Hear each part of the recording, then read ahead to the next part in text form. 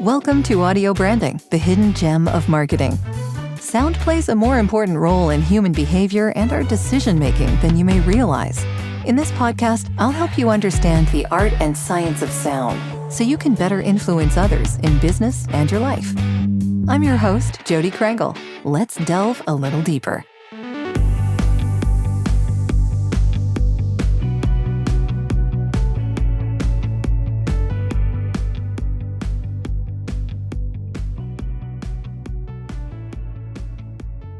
When we're talking about emotion, and we talk about sound here, how does sound tie into that emotional connection with a brand?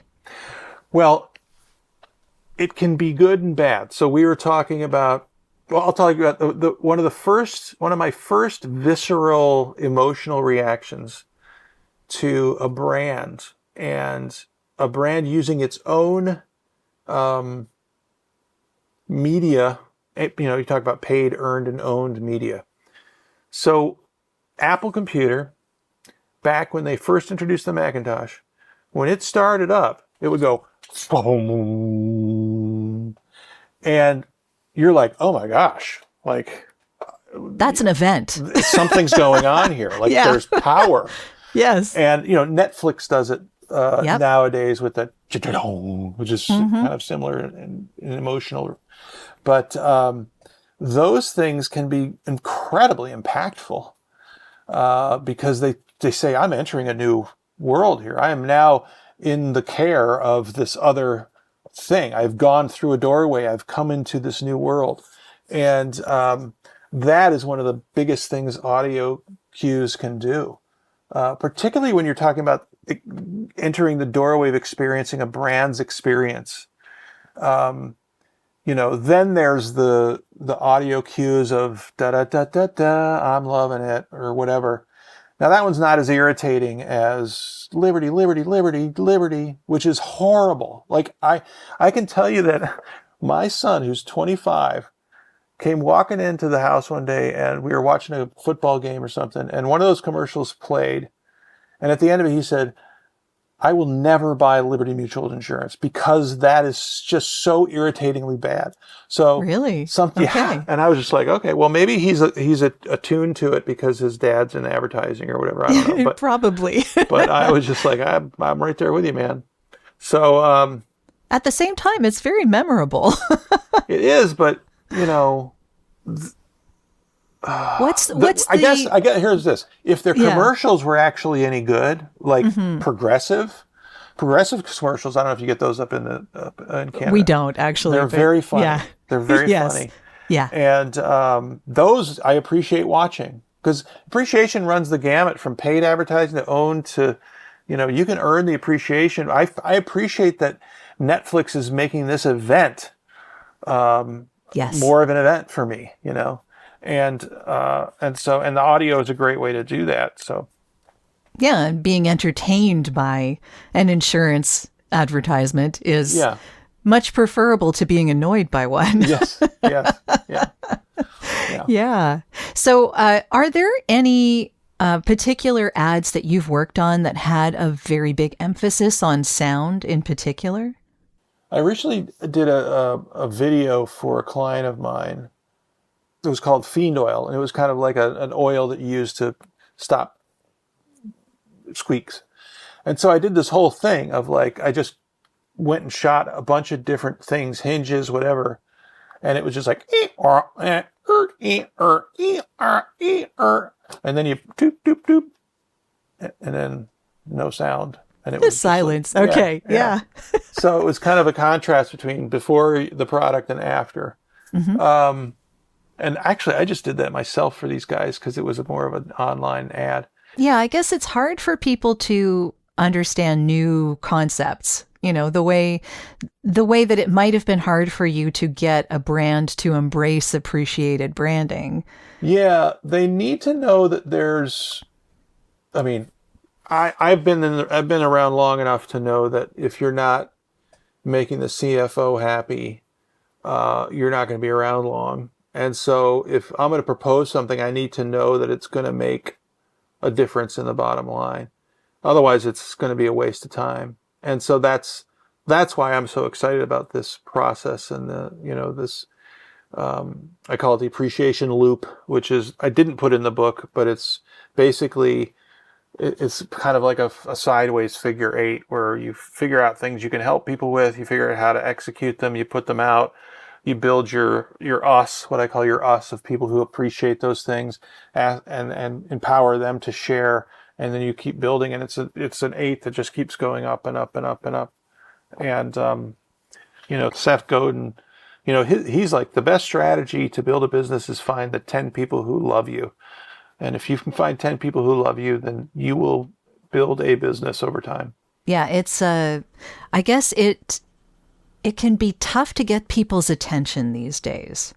So I talk to people a lot who work specifically in sound here, and a lot of the ways that they get people to pay attention is to get the sound to cut through, because people are taking it for granted in a way that when it does something different that they're not expecting, it kind of grabs their attention. Harder to do on social media because a lot of that is just turned off automatically.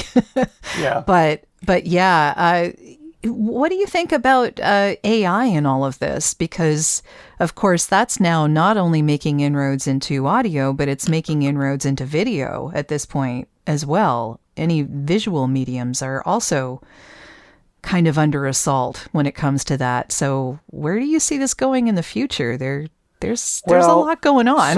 So I mean, there's a couple different ways to think about AI. Mm-hmm. One is, it's never going to replace creativity because AI by definition is looking backwards. It's using things that have already been done. And creativity by definition is taking two things that have never been put together and putting them together for 1 + 1 = 3. And I don't think that AI can do that, at least not in a way that human beings will tickle their nerve endings in the way that cool new ideas do. But the other side of it is, I think AI created sonic personas. So that's what's happening with.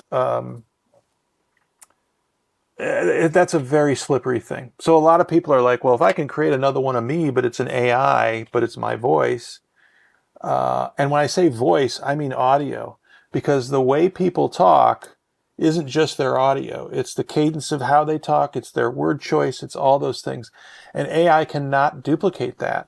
Yeah, finds it very hard. And so there are, I think it was a podcast or something I was listening to where a guy said, I followed, and there was a guy who was a kind of a well-known business coach kind of persona guy.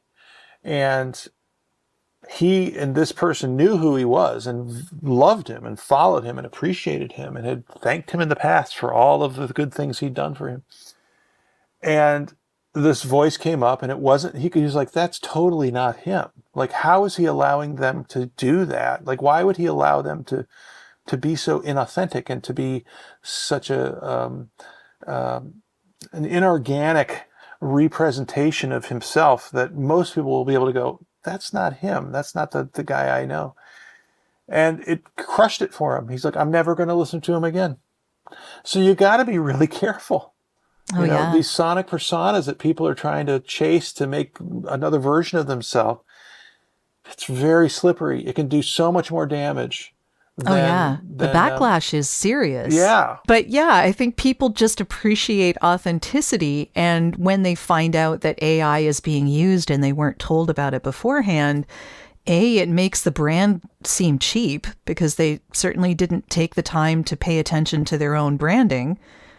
And B, it just seems completely inauthentic because it's, someone pressed a button. Yeah. And it goes to the heart of what a brand has to be, mm-hmm. and that is trusted. And you are actively engendering distrust when you do mm-hmm. that. And that you can undo years of goodwill and good faith with that kind of thing. So I would say proceed with caution with AI. it can be very slippery. It can be troublesome. I think it's a great tool from a creative perspective. As a copywriter and as a creative director, we've always worked collaboratively with others.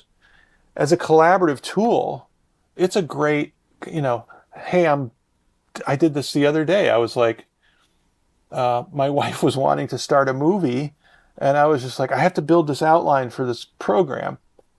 And then I just said, you know what? I'll just load a PDF of my book into the AI and say, could you create a 10-step program for me based on the contents of the book I wrote? Which for me, it was like, that's not cheating. That's just asking it to. Sure, it's your book. Yeah.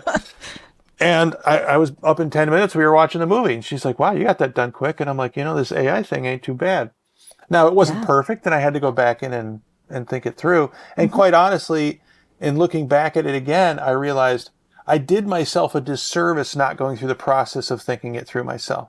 And I think that's another big issue. Like the whole reason I wrote the book is I wanted to, I'm not out to sell a book. No one makes money selling books. Well, few anymore, people do. No. Mostly George Patterson is that guy that writes a book every day.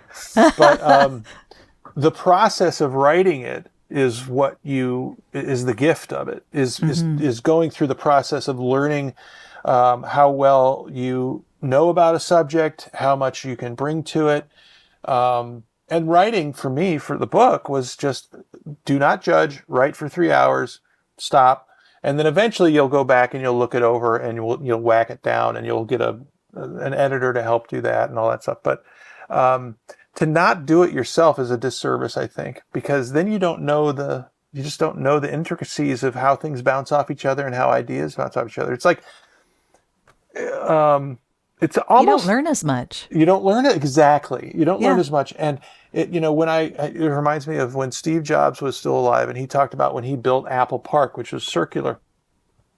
The reason he built it that way is because he learned when he bought Pixar that it was kind of this thing with a big atrium in the middle, and all the offices were around it. And so people would bump into each other, and they would kind of learn new ideas or bounce new ideas off each other.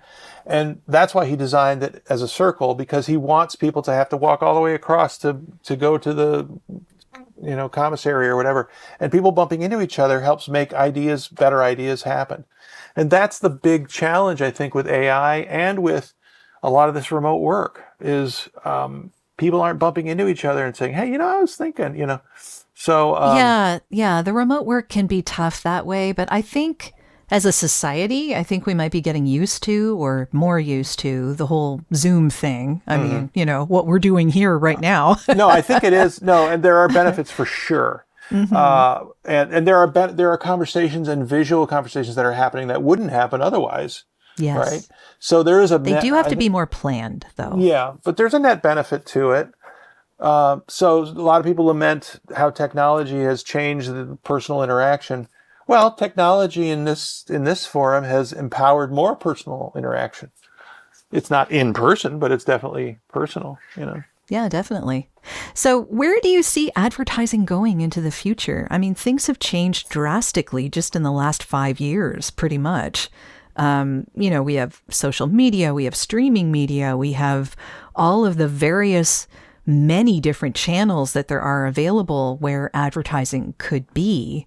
And a lot of them are audio only. So we're seeing the rise of podcasts. We're seeing the rise of streaming media and, radio stations being on the internet.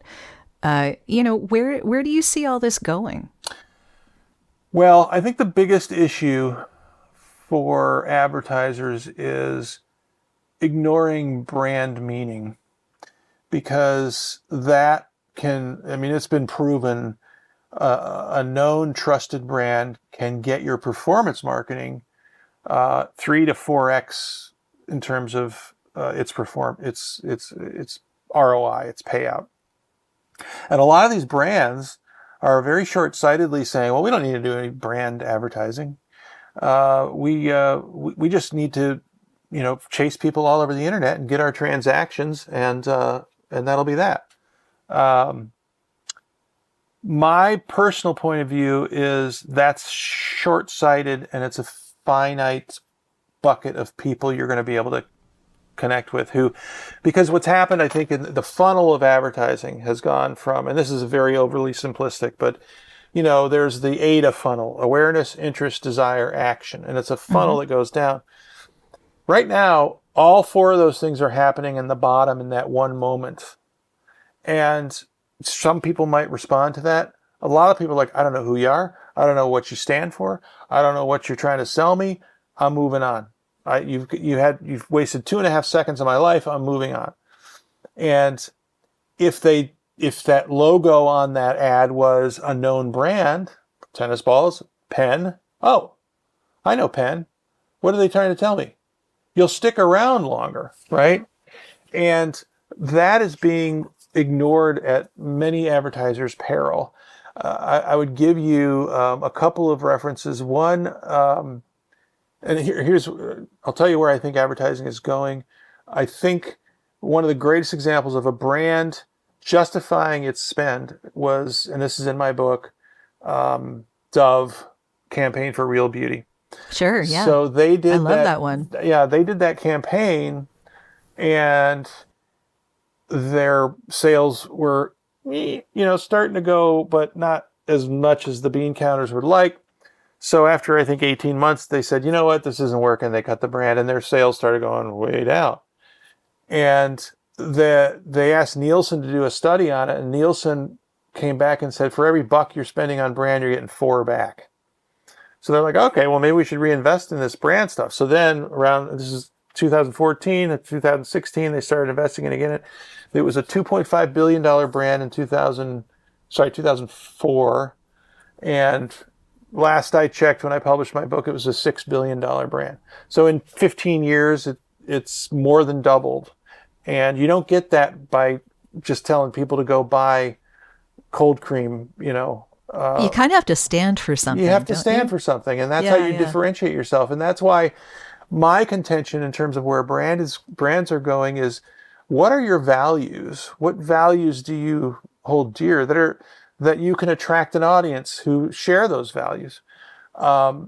Obviously, the audience for people who wanted something deeper than skin deep beauty was a huge pool of people that wanted to tune into Dove's point of view about these things and the things that Dove would do. And so they already cared about that. Suddenly someone showed up who was going to talk about that, and that's how they got their attention. That's where I think advertising is going.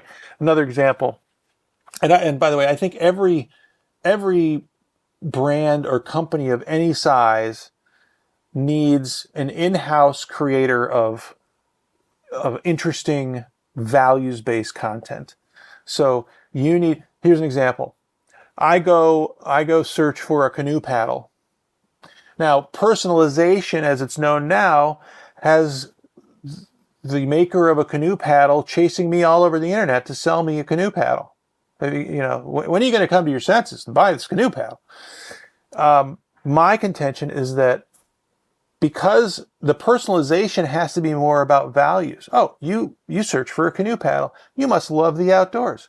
You must love, national parks. You must love, or you must need some information on the benefits of a plastic canoe paddle versus a wooden canoe paddle.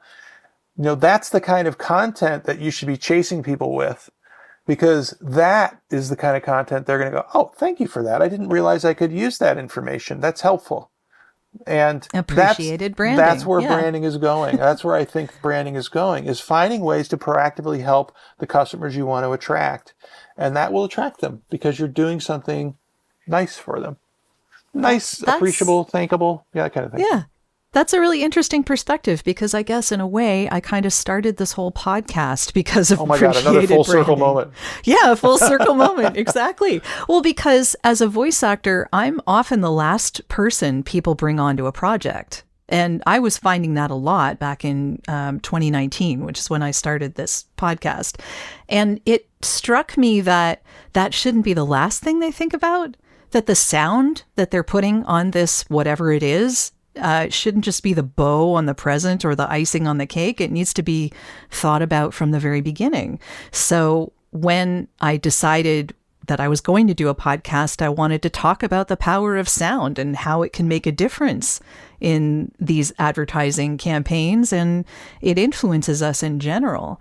So yeah, and I think also cutting through the noise is a big thing these days as well, because we're all inundated with the visuals so much. Yeah. It's overwhelming. Well, but that brings up a whole other point, which is the power of a voice's quality to bring a brand to life. So, a lot of clients are like, well, just hire a voiceover and just have them say the copy. And it's just like, well,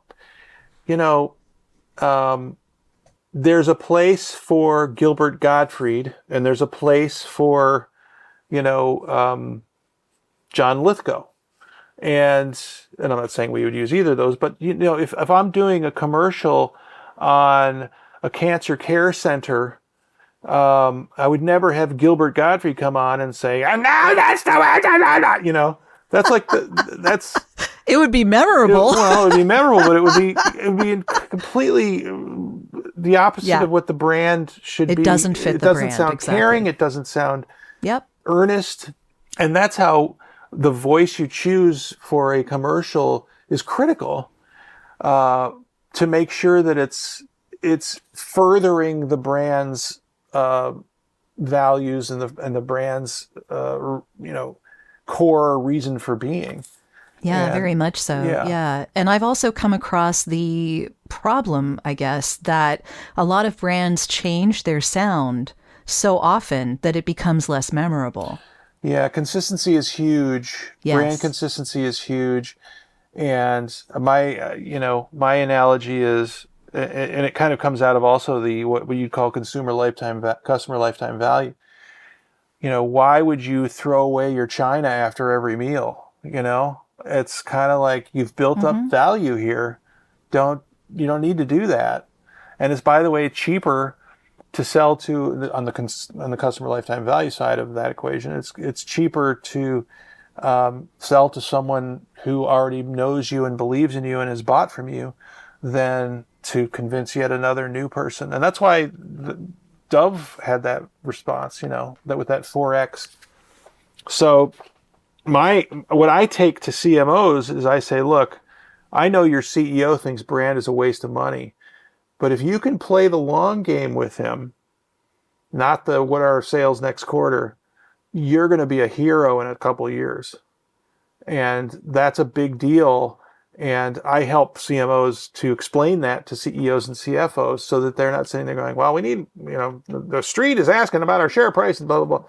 Well, you need to provide your people air cover for that. The other thing I would mention that I think is a trend is a lot of chief marketing officers are not in the C-suite, which is a huge mistake, because the whole point of marketing is that you're going out there and you're solving a problem. You do that, you solve a new problem, you create Uber, you got the wind at your back.